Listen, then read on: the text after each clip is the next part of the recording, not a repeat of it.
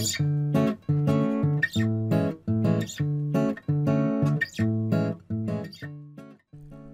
du i Excel markerer en række tal eller tekster, får du et lille ikon.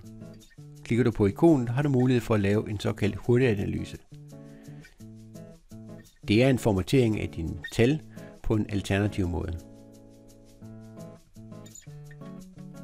Ved at bevæge markøren hen over de forskellige ikoner, får du et forslag til, hvordan dine tal kan fremstilles.